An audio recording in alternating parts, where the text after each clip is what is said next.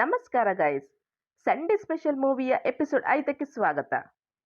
ಈ ಎಪಿಸೋಡ್ನಲ್ಲಿ ನಾವು ವಿಮರ್ಶೆ ಮಾಡುತ್ತಿರುವ ಚಿತ್ರ 1986ರಲ್ಲಿ ಜೀನ್ ಜಾಕ್ವೆಸ್ ಅನ್ನೋಡ್ರವರ ನಿರ್ದೇಶನದಲ್ಲಿ ಇಂಗ್ಲಿಷ್ ಭಾಷೆಯಲ್ಲಿ ಬಂದ murder mystery thriller the name of the rose ಚಿತ್ರದ ಬಗ್ಗೆ.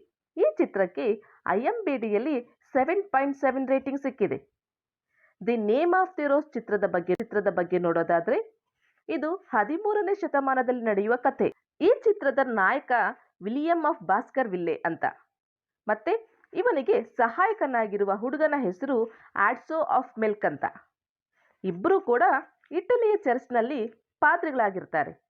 ಇಟಲಿಯ ಬೆನೆಡಿಕ್ಟೀನ್ ಅಬ್ಬೆಯಲ್ಲಿರುವ ಚರ್ಚ್ನಲ್ಲಿ ಒಬ್ಬ ಪಾದ್ರಿ ಆತ್ಮಹತ್ಯೆ ಮಾಡಿಕೊಳ್ತಾರೆ. ಇದು ಆತ್ಮಹತ್ಯೆನೋ ಇಲ್ಲ ಕೊಲೆನೋ ಅನ್ನೋ ಅನುಮಾನ ಬಂದು ನಾಯಕ ವಿಲಿಯಂ ಆಫ್ ಬಾಸ್ಕರ್ ಮತ್ತು ಅವನ ಸಹಾಯಕ ಆಡ್ಸೋ ಆಫ್ ಮೆಲ್ಕ್ ಅವರನ್ನು ಇಟಲಿಯ ಬೆನೆಡಿಕ್ಟೀನ್ ಅಬ್ಬೆ ನಗರಕ್ಕೆ ತನಿಖೆ ಮಾಡಲು ಕಳಿಸ್ತಾರೆ. ಇವರು ಬಂದ ನಂತರ ಇನ್ನೂ ಅನೇಕ ಜನ ಸಾವನ್ನಪ್ಪುತ್ತಾರೆ. ಹಾಗಾದ್ರೆ ಇದು ಕೊಲೆನೋ ಇಲ್ಲ ಆತ್ಮಹತ್ಯೆನೋ ಅನ್ನೋದನ್ನ ನೀವು ಚಿತ್ರ ನೋಡಿ ತಿಳಿದುಕೊಳ್ಬೇಕು. ಈ ಚಿತ್ರದ ಪಾಸಿಟಿವ್ ಬಗ್ಗೆ ಹೇಳೋದಾದ್ರೆ, ಮೊದಲ ಪಾಸಿಟಿವ್ ಬಂದು ಕತೆ ಮತ್ತು ಚಿತ್ರಕಥೆ. ಈ ಚಿತ್ರದ ಕತೆ ಬಂದು ಉಂಬರ್ಟೋ ಇಕೋರ್ ಅವರು ಬರೆದ the name of the rose ಕಾದಂಬರಿಯನ್ನ ಆಧರಿಸಿ ತೆಗೆಯಲಾಗಿದೆ. ಈ ಕಾದಂಬರಿ 1980ರಲ್ಲಿ ಬಿಡುಗಡೆಯಾಗಿ 5 ಕೋಟಿಗೂ ಹೆಚ್ಚು ಪುಸ್ತಕ ಮಾರಾಟ ಆಗಿ ದಾಖಲೆಯನ್ನ ಬರೆದಿತ್ತು. ಹಾಗೇನೆ ಈ ಕಾದಂಬರಿ ಆಧರಿಸಿ ತೆಗೆದಿರುವ ಚಿತ್ರದ ಕಥೆ ಕೂಡ ತುಂಬಾ ಚೆನ್ನಾಗಿದೆ.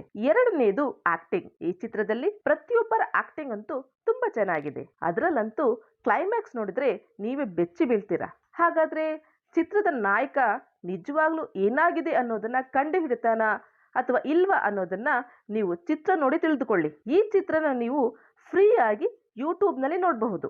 ಹಾಗೇನೆ ಈಗಾಗಲೇ ಈ ಚಿತ್ರನ ನೀವು ನೋಡಿದ್ರೆ ನಿಮಗೆ ಏನನಿಸ್ತು ಅಂತ ಕಮೆಂಟ್ ಮಾಡಿ ತಿಳಿಸಿ. ಹಾಗೇನೆ ಒಂದು ಸಲ ನೋಡಬಹುದಾದ ಚಿತ್ರ ಬಂದು 2019ರಲ್ಲಿ ಇಂಗ್ಲಿಷ್ ಭಾಷೆಯಲ್ಲಿ ತೆರೆಗೆ ಬಂದ ಗ್ಲಾಸ್ ಮೂವೀಸ್ನ ನೋಡಬಹುದು. ಈ ಚಿತ್ರಕ್ಕೆ IMDbಯಲ್ಲಿ 6.6 ರೇಟಿಂಗ್ ಸಿಕ್ಕಿದೆ. ಈ ಚಿತ್ರನ ಡಿಸ್ನಿ ಪ್ಲಸ್ ಹಾಟ್ಸ್ಟಾರ್ನಲ್ಲಿ ನೋಡಬಹುದು. ಹಾಗೇನೆ ನಿಮಗೆ ಯಾವುದಾದ್ರೂ ಒಳ್ಳೆ ಸಸ್ಪೆನ್ಸ್ ಥ್ರಿಲ್ಲರ್ ಚಿತ್ರ ಗೊತ್ತಿದ್ರೆ ಅದನ್ನ ಕಮೆಂಟ್ ಮಾಡಿ ತಿಳಿಸಿ. ನಾವು ಆ ಚಿತ್ರನೂ ಸಹ ವಿಮರ್ಶೆ ಮಾಡ್ತೇವೆ. ಪೇಯ್ಡ್ ಯೂಟ್ಯೂಬರ್ಗಳನ್ನ ಬೆಂಬಲಿಸಬೇಡಿ, ಹಾಗೇನೆ ನಮ್ಮ ಚಾನೆಲ್ನ ಸಬ್ಸ್ಕ್ರೈಬ್ ಆಗುವುದನ್ನ ಮರಿಬೇಡಿ.